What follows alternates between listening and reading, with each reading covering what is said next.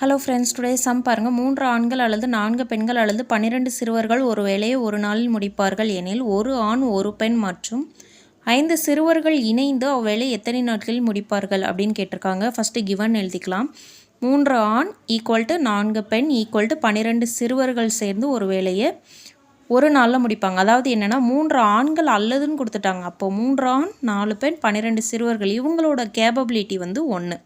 இந்த 3 ஆண் சேர்ந்தாலும் ஒரு வேலையை ஒரு நாளில் முடிப்பாங்க. 4 பெண்கள் சேர்ந்து அந்த வேலையை ஒரு நாளில் முடிப்பாங்க. அதே மாதிரி சிறுவர்கள்னால் 12 பேர் தேவைப்படுறாங்க.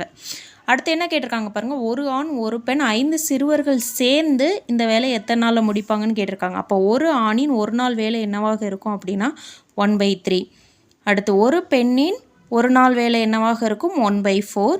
ஒரு சிறுவனின் ஒரு நாள் வேலை என்ன அப்படின்னா 1/12. இவங்க 3 பேரும் சேர்ந்து அப்போ எல்லாத்தையும் ஆட் பண்ணணும்.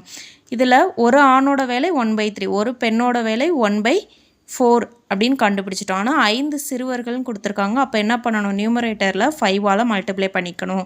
ஸோ 5/12ன்னு கிடைக்கும். இதோட எல்சிஎம் 12ன்னு இருக்கும். ஸோ 4 + 3 + 5 / 12 ஆட் பண்ணோன்னா 12/12ன்னு கிடைக்கும். ஸோ ஒரு நாள் ஒரு ஆண் ஒரு பெண் 5 சிறுவர்கள் இணைந்து அதே வேலையை ஒரு நாளில் முடிப்பாங்க. ஸோ ஆப்ஷன் ஏ தான் கரெக்டான ஆன்சர். தேங்க்யூ.